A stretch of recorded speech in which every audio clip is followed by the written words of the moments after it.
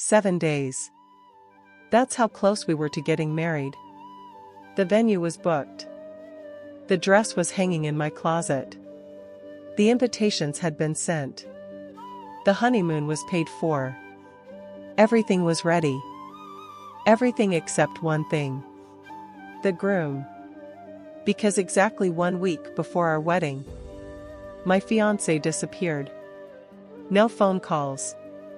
No text messages. No explanation. One moment he was planning our future. The next, he was gone. And what I discovered weeks later completely changed the way I saw him forever. His name was Daniel. We met through mutual friends. The kind of meeting that feels ordinary at first, then suddenly becomes the beginning of your entire life. Daniel was charming without trying. Funny without being loud. The type of man who remembered small details. My favorite coffee. My birthday. The stories I told him months earlier. For 3 years, we built a life together. We moved into an apartment. Adopted a dog. Talked about children. Talked about our future. And eventually, he proposed. It happened on a beach during a weekend trip. Nothing dramatic. Nothing flashy. Just him, a ring, and tears in both our eyes. I said yes before he finished asking. At that moment, I truly believed I knew exactly who I was marrying. I was wrong. The final weeks before the wedding were chaotic. Family arriving. Last-minute decisions. Vendor meetings. Guest confirmations. Stress everywhere. But it was the happy kind of stress. The kind people laugh about later. At least that's what I thought. Looking back now, there were signs. Small signs. Daniel seemed distracted. Tired. Lost in thought. Sometimes I'd find him sitting quietly staring at nothing. When I asked what was wrong, he smiled. Said everything was fine. I believed him. Because that's what people in love do. They trust. Even when they shouldn't. 6 days before the wedding, we had dinner together. Nothing unusual. We talked about seating arrangements. The honeymoon. The ridiculous amount of money weddings cost. We laughed. We watched a movie. And before bed, he kissed me. Then said something strange. He looked at me and said, "Promise me you'll be okay no matter what happens." I laughed. Asked him why he was being dramatic. He laughed too. Then changed the subject. At the time, I thought nothing of it. Now, those words haunt me. Because they were the last thing he ever said to me. The next morning, Daniel left for work. Just like every other day. Except he never came home. At first I wasn't worried. Maybe traffic. Maybe overtime. Maybe his phone died. But hours passed. Then midnight.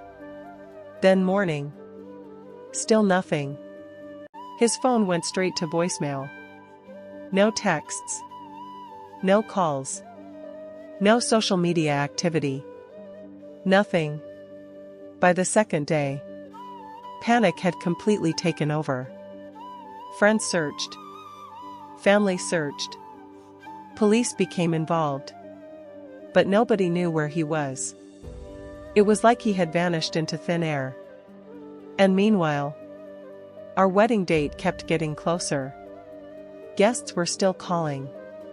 Asking questions. Confirming plans. While I sat there wondering if my fiancé was alive.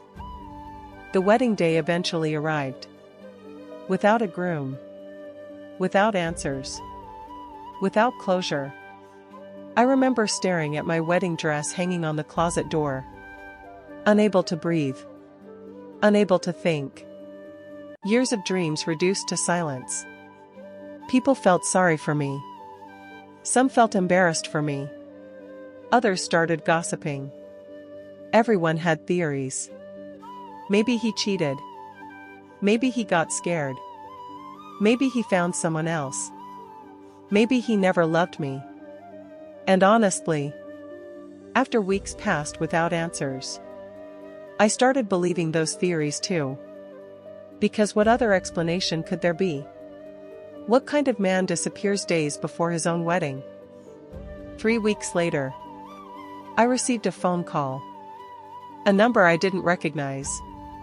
The voice on the other end was a lawyer. And that's when everything changed. The lawyer informed me that Daniel had left something behind for me. A sealed envelope. And a letter. Apparently he had arranged it weeks before disappearing. My hand shook while opening it. Inside was a handwritten note. And as I read it, my entire world shifted. Daniel had been diagnosed with a rare and aggressive illness months earlier. A terminal illness. One he had hidden from everyone, including me. The doctors told him his future was uncertain. Maybe months. Maybe less. And according to the letter, he couldn't bear the idea of becoming my husband only to leave me a widow shortly afterward. So he made a decision. A terrible decision. But in his mind, an act of love. He disappeared intentionally. Believing I would hate him. Believing hate would hurt less than grief. I'll never forget part of what he wrote.